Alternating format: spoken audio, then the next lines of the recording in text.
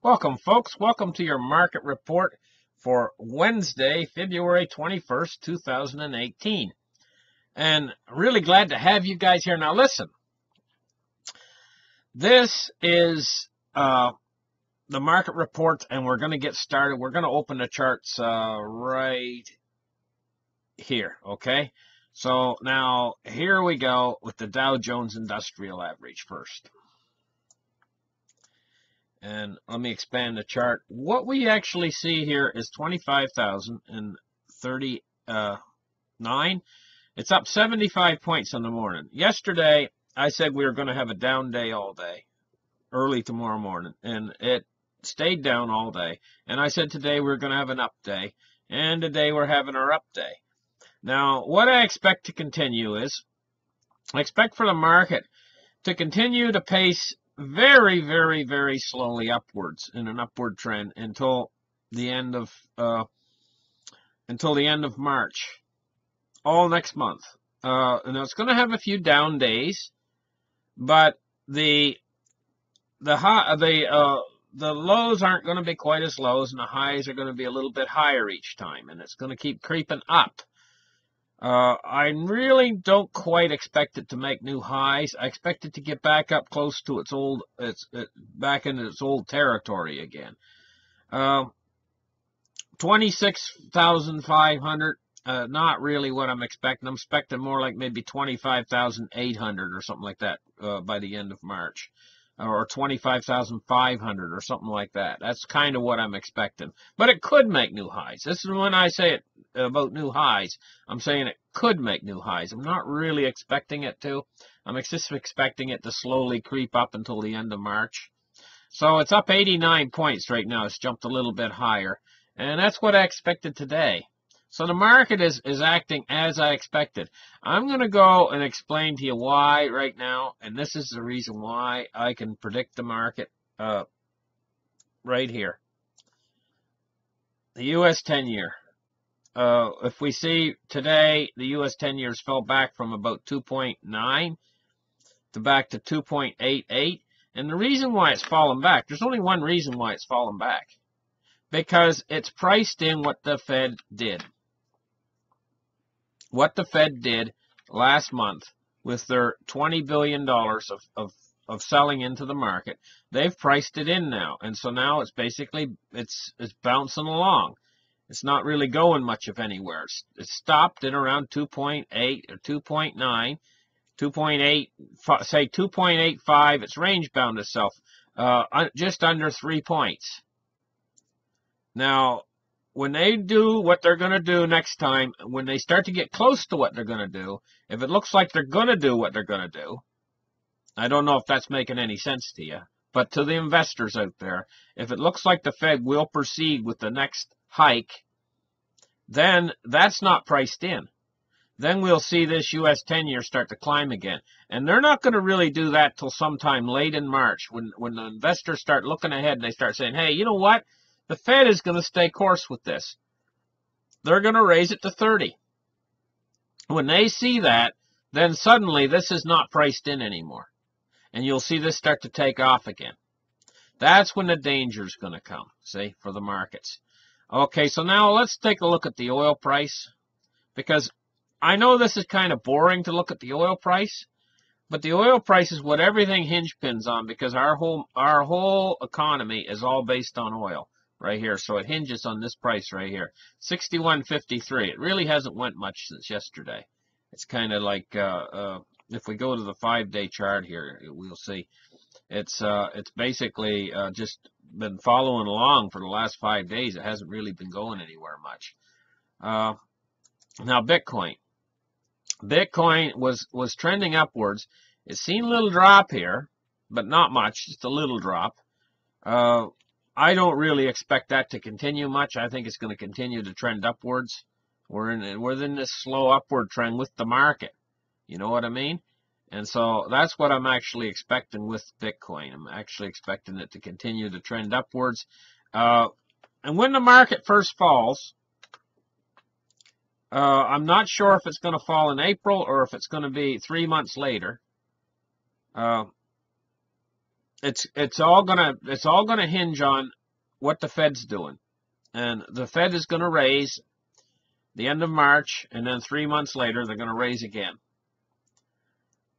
This is going to be the danger points for the market crash, is when they raise. And so they're going to raise to 30 in the end of March, and then to 40 in the end of July. So what's going to happen is as they raise, each time they raise, it's going to have to be priced in. And one of these raises, the pricing in of it's going to cause the market crash, because it's just going to be too much to price it in. It's going to raise the yields on the bonds too high, and the market's going to be they're getting sensitive. What they showed you is when the market shook last time, when they raised it to 20 billion, from 10 billion to 20 billion.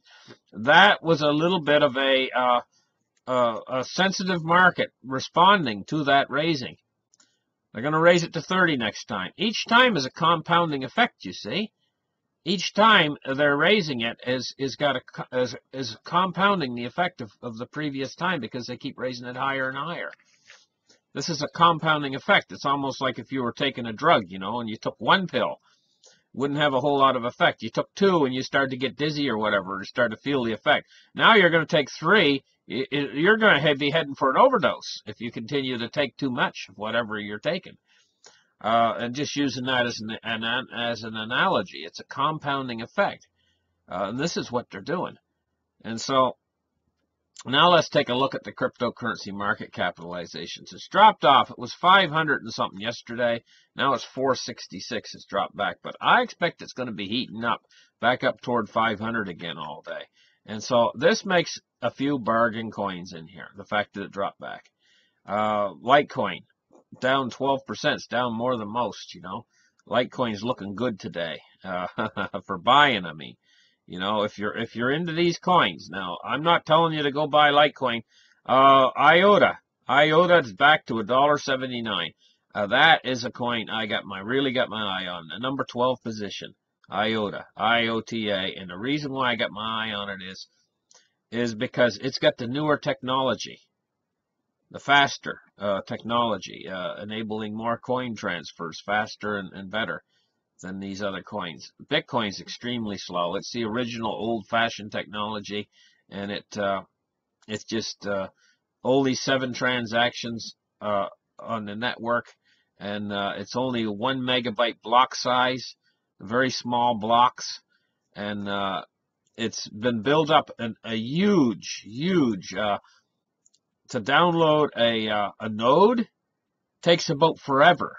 It's huge, because you got to download every Bitcoin transaction that's ever occurred in history, and all those blocks you got to download a node. It's absolutely incredible. So that's what's going on with Bitcoin. Silver price today. Well, I'm happy to announce today that we're up a little bit. Not up a lot. We're up from 16.40 to 16. We're up 17 cents, but every penny you can go up on silver is better than going down, Silver's more or less range bound in around, it's 16.50. I'm expecting it to come back down to about 16.50 today and close today at somewhere around 16.50 probably. That's what I'm expecting, because it's kind of range bound. US dollar. The US dollar right now, while everything's been priced in, what happened with the selling of the toxic balance book's been priced in. The bonds are priced in. The market's priced in right now. And so the dollar is running in a certain range, almost range bound again. And what's happening is the whole thing is setting up and sort of waiting until this market turns over. And the Fed, everything's hinging on the Fed right now, what the Fed's going to do. And we're not going to really have a whole lot of action in the markets until around the 20th of March. That's when the fireworks are going to begin. And at that point, we're going to see a little bit of fireworks happen, Now, I'm going to talk about something I just can't help but mention. It's just, I saw it just before I went on the air here with this financial report, and I got to talk about it because it's just something that irks me. And President Trump had a question. And the thing is this question that President Trump had right here, it just got to me. It just got to me. And the question was that Donald Trump has, he says, if all the Russian meddling took place during the Obama administration, right up until January 20th, why aren't they, and when he says they, he's talking about the Obama administration and the Democrats, the subject of the investigation? Boy, that got to me when he said that. It's a simple question, but it's such a potent question. If all the Russian meddling took place during the Obama administration, why is Donald Trump administration under investigation? Shouldn't the Democrats be under investigation?